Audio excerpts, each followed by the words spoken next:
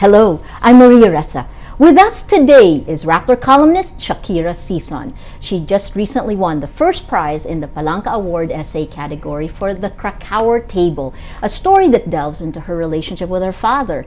Shakira currently works in the financial industry in New York City. She is a prolific writer on LGBT issues and the Filipino diaspora. Her work has appeared in various publications in the Philippines, and she is a staple on Rappler. She joins us today to talk about the courage to write. Kia, it's good to have you in Manila. Hi, Maria.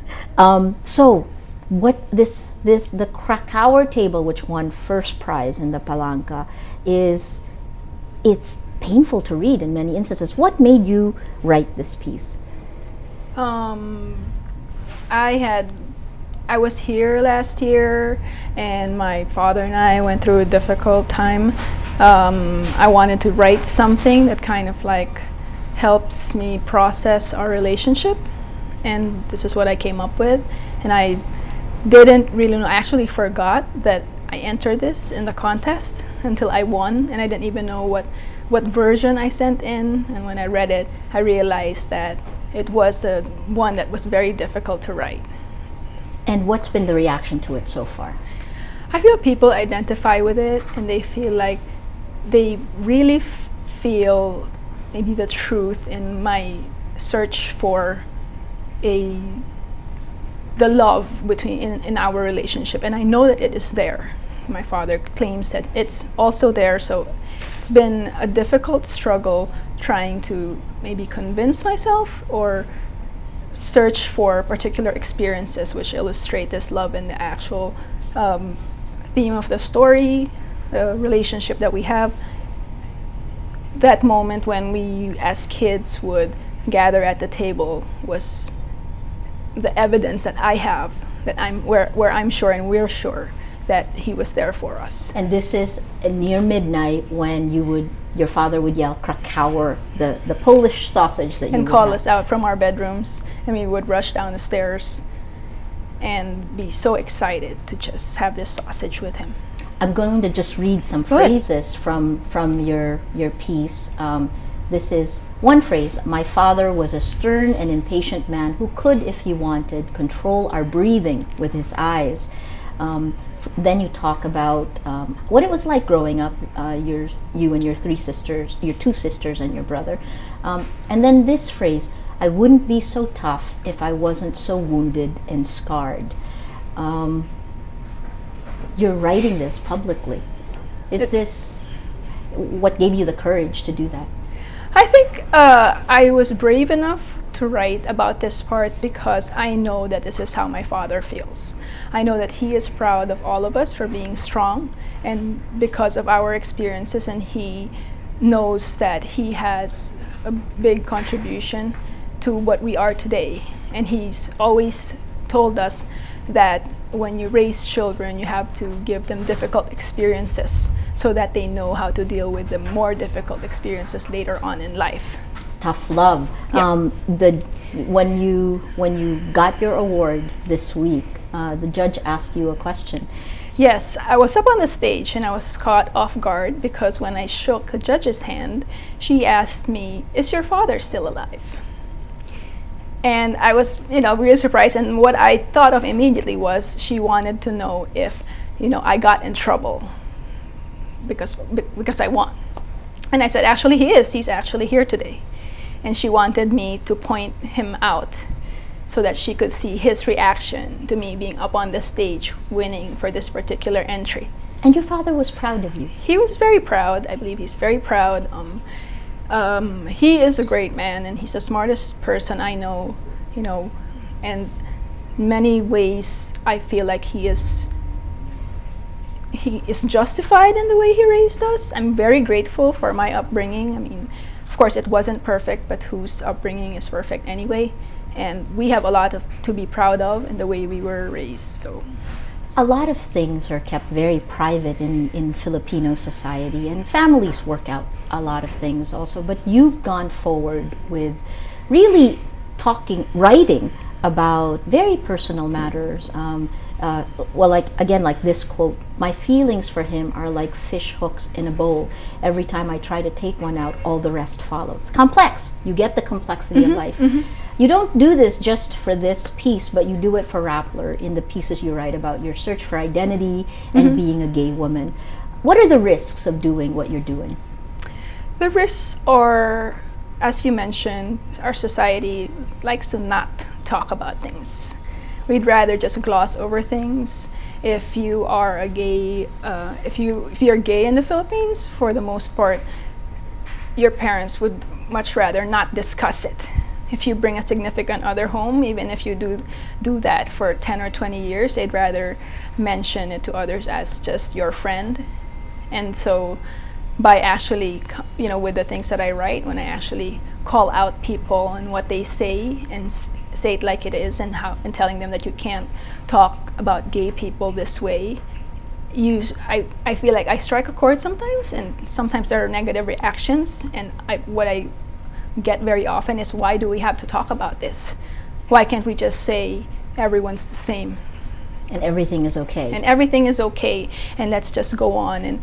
And why do gay people have to speak up? And why do they have to be so loud? Why do they have to dress so differently? If they wanted to be treated equally, then they should dress appropriately and just like everyone else. So how do you, and why do you? Why do I speak up about it? Because that is not the truth. Like, when you ask someone to behave just like everyone else, you're asking them to change the fundamental truths about themselves, their identity. It's the same as, if I ask you to never rub your eyes again, which is like second nature to you. That's the same way. If you ask, an effeminate man to quit bending his wrist, or to not, sashay when he walks, it's the same thing. It's a fundamental, it's a habit. It's changing the way you are. And that's very hurtful when you tell someone, I don't like you the way you are, or you need to act a particular way, or else society will not accept you. Like, why not? What's, who's being harmed by the way you walk, or the way you talk, or the way you dress? When we break gender norms, who's really getting hurt? What are we afraid of when we break gender norms? When a woman dresses up in a masculine way, what's being challenged? Instead of like when you react and you say, why do they have to pretend to be men? Like, what are you afraid of as a man? Do you feel like your manhood is being challenged if a woman is wearing men's clothing? You have to ask these questions to yourself first before you question others and why they're acting this way. What's been the reaction to your writing? I feel like majority of the reaction is positive.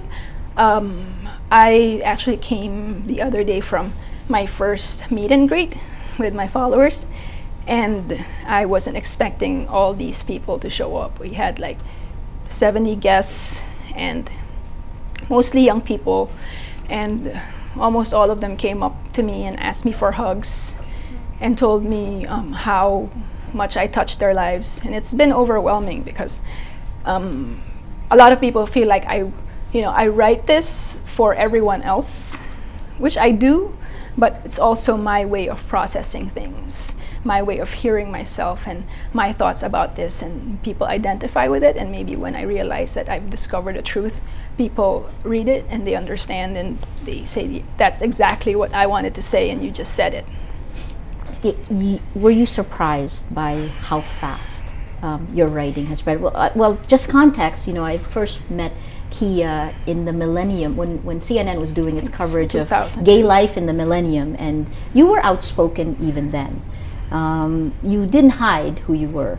You didn't, and you spoke on CNN, an international news agency, about identity issues, about fitting in society. And now you're writing about it. What's the difference between 2000 and today? I was much younger, and I don't know if I was more brazen. Maybe it was just that I didn't understand completely the consequences of everything that I was doing. I was just doing it. As you mentioned, I wasn't afraid then, like I'm not afraid now. Maybe I'm fortunate enough to not have, so many consequences or things to be afraid of if I come out. I know that my family supports me. Many people, their families don't support them. The difference between then and now is social media. It's been crazy. Maria asked me to write for Rappler in April. I've written one article a week since April, and many of them went viral, and that's like immediately within like 2 days, like thousands of shares. And people share this thing as if they've never heard it before. And really, they're not really new sentiments, they're actually fairly old. We had a conversation before about if I wrote these things for the United States, they would think it would be like it's sentimental and not needed because people there don't talk about these things anymore. But people in the Philippines still want to hear these things, and they don't know how to verbalize their thoughts on this matter. And I met so many kids, people who told me that I've put into words everything they're feeling, and I told them, maybe I'm just like an interpreter of people's pain. Do you see a change in Filipino society? I feel like social media has made people braver. I feel like they feel like they're being heard. Even if it's just a comment on an article, people feel like, someone will read this and someone will hear my thoughts. And I get tweets, positive and negative tweets, and people know that it's going to be seen. Not like before, where you can express these sentiments, but who's really going to see it? In 2002, you could hardly find anything on the internet about being gay in the Philippines. And now there's so many things, or so many groups you can run to, and it's very difficult to feel completely alone as a gay or lesbian in the Philippines. It's interesting because I also do watch how fast your pieces spread. You seem to have touched a nerve within the community that resonates. Mm-hmm. You are married. I am married. And that is again not conventional. What is that like? How do you explain it? What is it? Again, it's for Filipino society. Okay. How does it feel? Yeah. Even in the United States, my wife and I are celebrating 11 years on Saturday, and we got married last year on our 10th anniversary. And for 10 years, maybe 9 years, gay marriage wasn't legal in New York. So when you grew up gay, you kind of understand already that there's a whole world of benefits and possibilities that you will never have. And you grow up accepting these, especially not having marriage. So you form your own kind of marriage. You protect yourself in the way that the law refuses to protect you. We protected ourselves by, making sure our names were on our properties, getting life insurance and everything. And so in reality, we could exist without this piece of paper or just without getting married. But actually having same-sex marriage in New York City, when it was passed, we felt really victorious. Not because our union would mean more because of the state's nod, but because when you get when it's legalized in your state, you feel like you're protected by the state. You're recognized. You feel equal to other people for the first time in your life. You feel like if you were discriminated on the street, a cop has to protect you because your marriage is equal to any other marriage in the country. So that's been really liberating and makes you feel stronger, and it's actually very surreal and sad in a way to feel like this is the first time you feel equal. And I hope it will happen one day for the Philippines. I'm sure it's very, very difficult. We have a lot of bigger problems. I wouldn't say bigger, but a lot of problems that we need to address first, like reproductive health care and women's rights, before we can actually touch on gay rights. But I hope that it will happen. How do you put together these two sides of you? I mean, you're very Filipino, but you're also living in an American society that has things that are still relatively unheard of in the society you come from. I haven't really lost touch with my Filipino roots, basically because my wife is Filipina. I'm in touch with my family. We cook Filipino food every single day. This whole when I started writing for Rappler and actually started tweeting with people, I've actually never felt more in touch with the Philippines than I have in the past few months, because I'm communicating with everyone and I'm actually speaking Tagalog daily for the first time in my life. And it used to be when I moved to New York, I was dying to just hear the language. I wrote about this before, where in a subway train, if I hear, Filipino nannies talking, I would like inch my way towards them and just sit beside them and listen to their conversation and just like hope that I could, butt in, because I miss the language so much.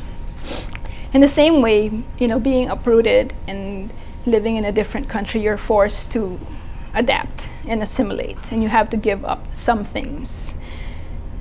And it hardens you, and you learn to not be affected with every single news item in the Philippines, which is sad. Mm-hmm. But it's survival. You can't keep living somewhere else and being affected by other things when you have your own life. There are many questions coming in now, so let me just end this section with, what are the stereotypes of being gay in the Philippines, and how have they changed, if any at all, from 2000 until today?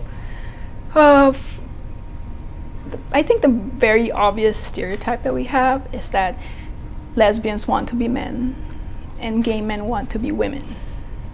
And it used to be that the bakla was always an effeminate man. But I think that's changed now.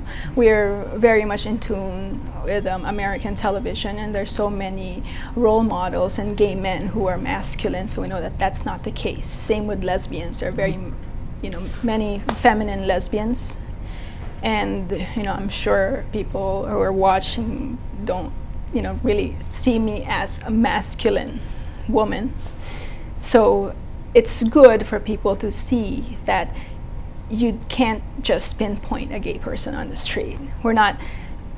When you say something about gay people, you can't be absolutely sure that no one in that room is going to be hurt.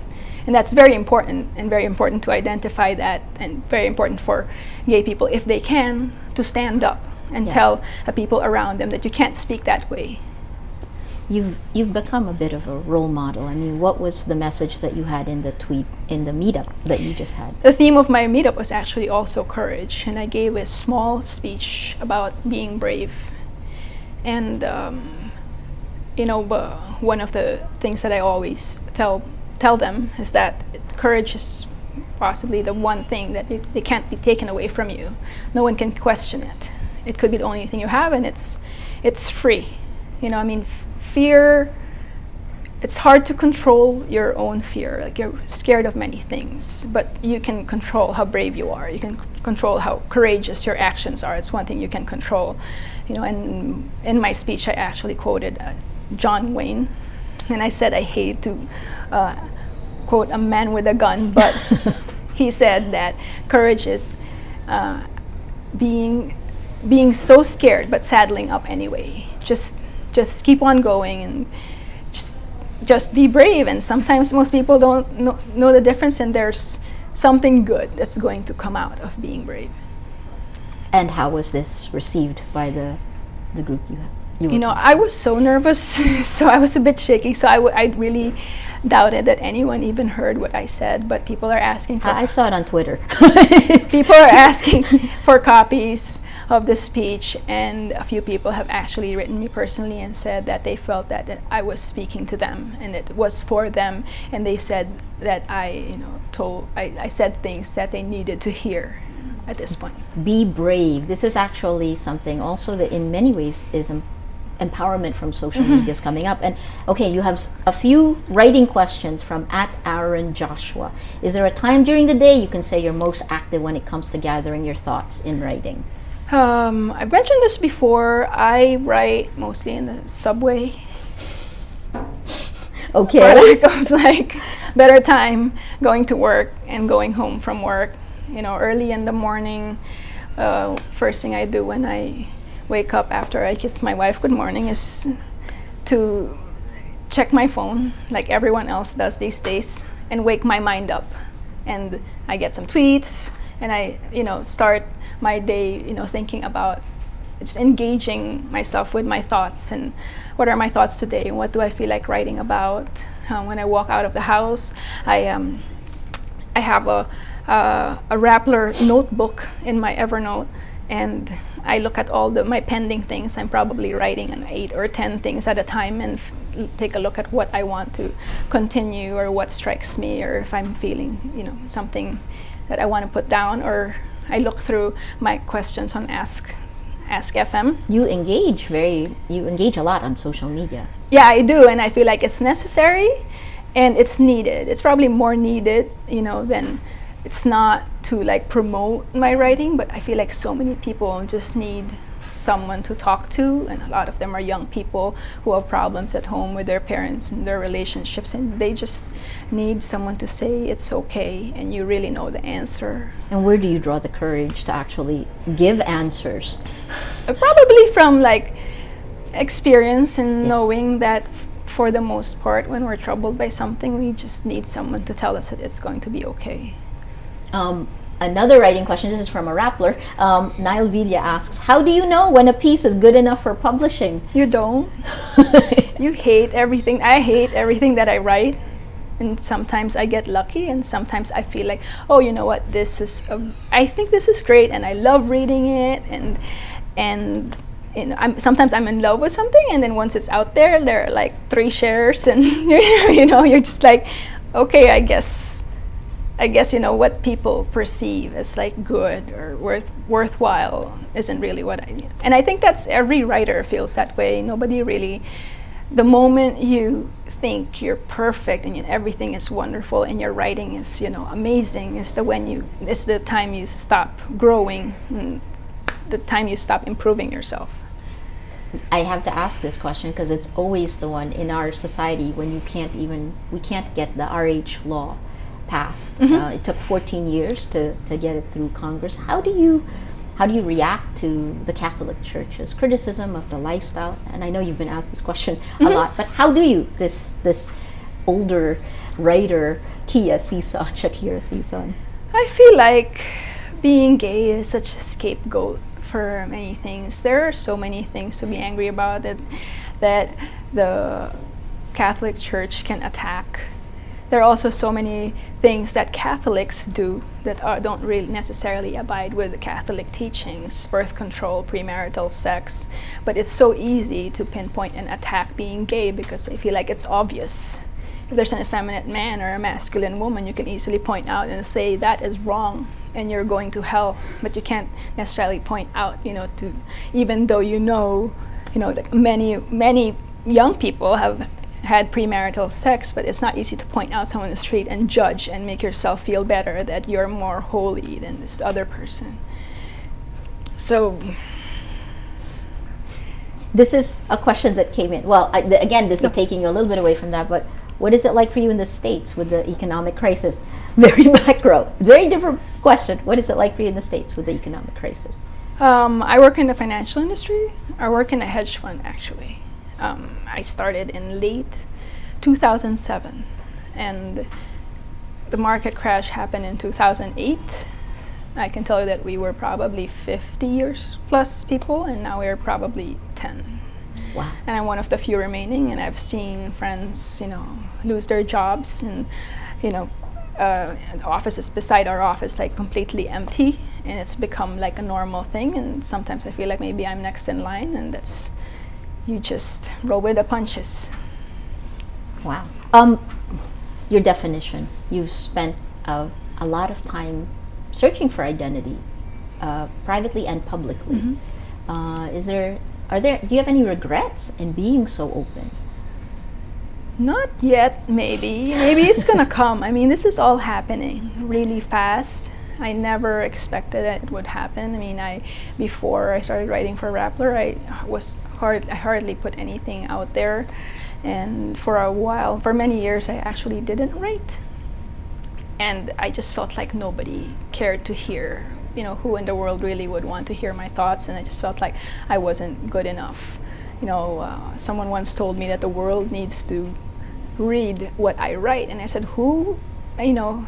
Who do I think? Who do I think I am? Like feeling, you know, daring to feel that someone else would want to hear or read what I write. And actually, I guess someone does, and a few people did eventually. And because of social media, you know, not so few people and a lot of people.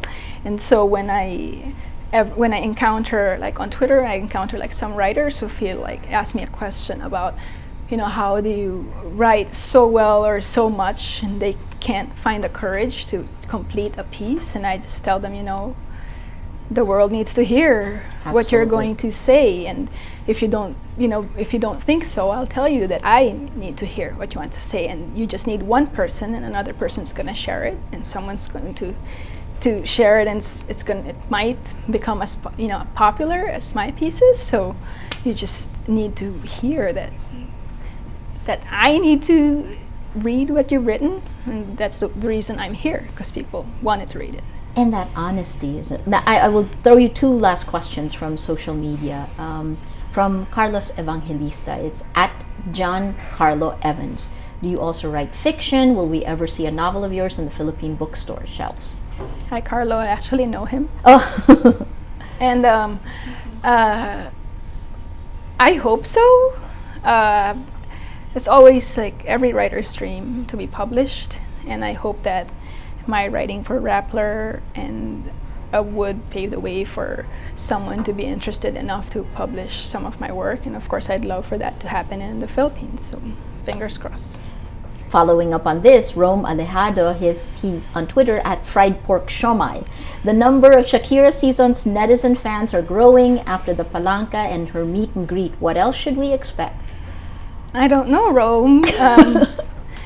Also met Rome at the meet and greet. At the meet and greet, wonderful lady, and I don't know what to expect. I mean, I was not writing at all before April, and now I'm here. And if not for the Palanca, I wouldn't even be here right now, being interviewed by you, because there would be no reason, but this was completely unplanned, this trip to the Philippines. It was really just to receive my award. When I found out I won, I was so excited, but I still felt like it's too expensive, it's too big a production. I don't have vacation days because I don't know if you guys know this too, but in New York, I'm ordinary. I'm invisible. Nobody will recognize me in the train, and I also have to ask for vacation leave.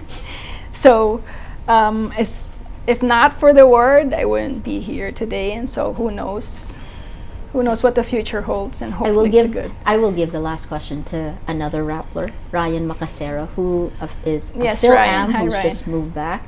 Did the recent DOMA ruling change the way you feel about the future of gay equality in the U.S.? If so, how? Definitely. DOMA repeal, although it followed, I believe, Explain 2 DOMA years? for... Okay.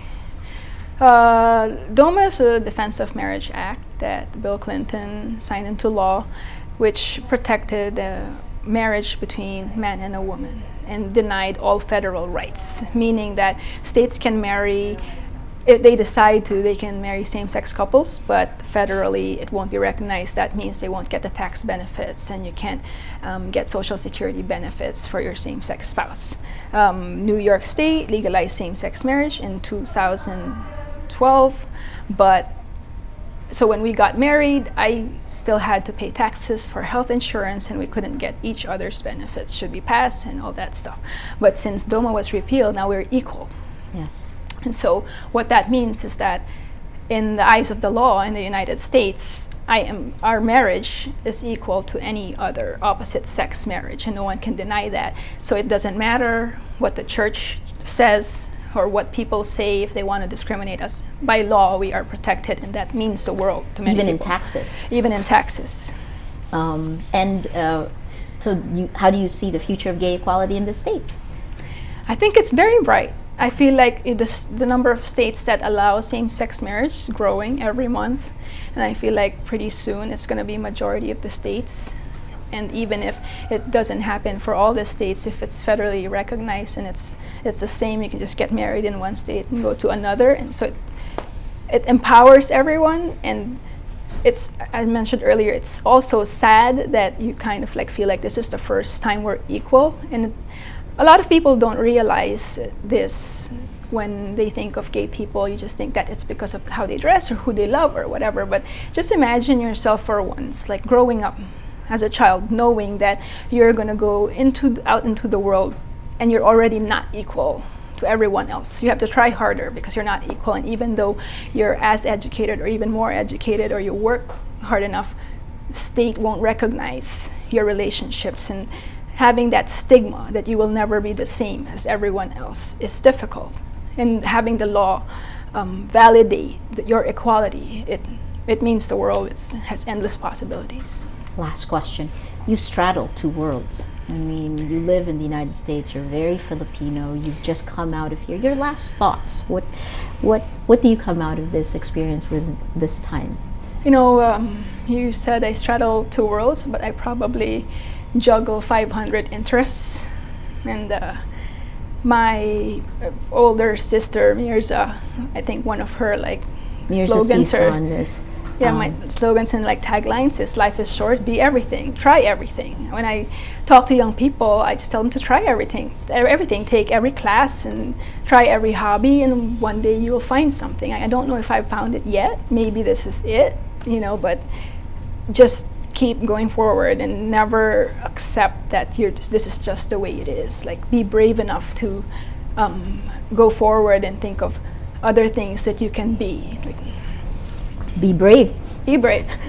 Thank you. We have been speaking with Palanca Award-winning writer Shakira Sison. You can tweet questions to her at Shakira Sison. I'm Maria Ressa. Thank you for joining us.